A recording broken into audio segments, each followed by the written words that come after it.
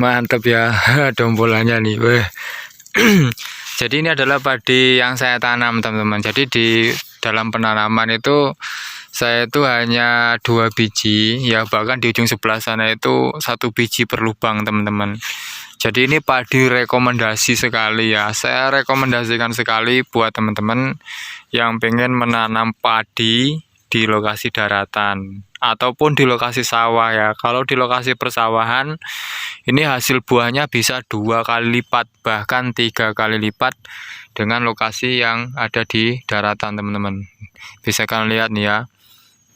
Jadi ini adalah padi hibrida 805 yang saya tanam di lokasi daratan dengan jarak tanam 30 cm. Jadi kalau di prosedurnya itu 30 cm persegi, kalau enggak 25 persegi ya. Ini 30 cm teman-teman jaraknya. Dan ketika penanamannya itu satu lubangnya saya kasih 2, bahkan yang ujung sebelah sana itu 1 teman-teman. Yang ujung sebelah sana itu 1 per lubang karena saya kekurangan bibit. Jadi belinya itu satu bungkusnya itu 1 kilonya itu 200.000 teman-teman. Nah per lubang itu saya isi 2, bahkan kalian bisa lihat nih teman-teman dompolannya ya. Wow, nih bahkan ada yang lebih besar dari ini teman-teman, padahal di lokasi daratan.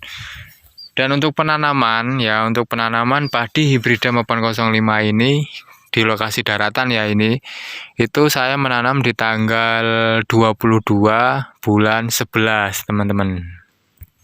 Jadi ketika penanaman padi di bulan 11, kalau di lokasi daratan itu tidak terlalu banyak curah hujan ya, sehingga tidak mengakibatkan patah karena terus-menerus turun hujan. Jadi rekomendasi dari saya di bulan 11. Jadi ketika penanaman itu kemarin saya itu di tanggal 22 bulan 11. Dan untuk pemupukan itu ketika padi ini di usia 2 minggu saya lakukan pengoretan terlebih dahulu. Jadi padinya itu saya koret teman-teman ya, saya koret.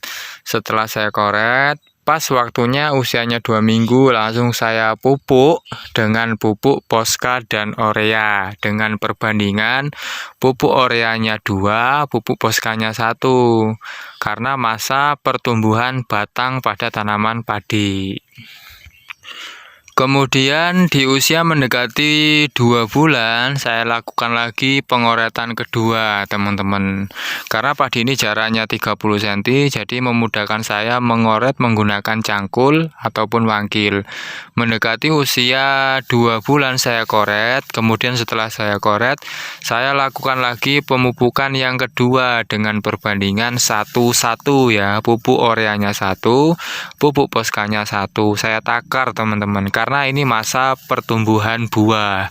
Jadi kita perbanyak pupuk Posca agar batang pada tanaman padi ini tidak lemas ya, tidak lemas dan tidak berakibatkan patah ya ataupun roboh karena berat buah dari padi. Jadi perbanyak pupuk Posca. Ya, jadi rekomendasinya ya pupuk Oreanya 1, pupuk Poscanya 1. Ya, lebih banyak pupuk lebih bagus teman-teman ya. Kemudian ketika padi sudah mendekati usia hamil muda ya, hamil muda, kemudian saya semprot menggunakan obat regen karena kalau padi di lokasi daratan itu pasti banyak sekali yang namanya semut. Jadi saya menggunakan obat regen yang berwarna putih untuk mengendalikan ulat dan semut.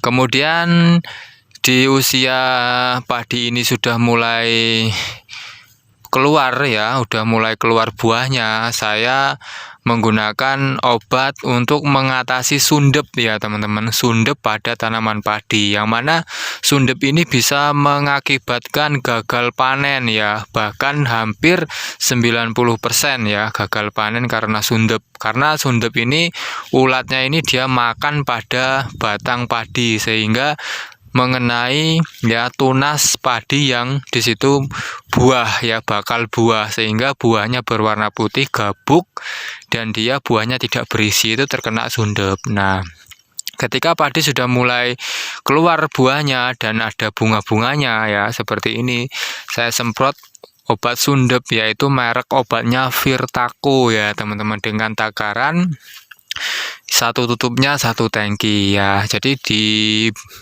bungkusnya ya, di botolnya obat Virtaco itu ada cara penggunaan ya teman-teman. Jadi itu untuk mengatasinya.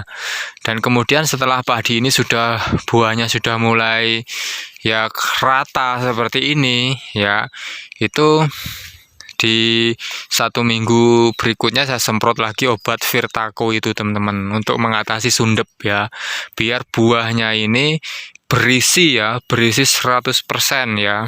Jadi kalau sundepnya itu tidak mengganggu pada padi kita, maka padi kita bakal buahnya itu 100% berisi teman-teman, tidak ada gabuk-gabuknya.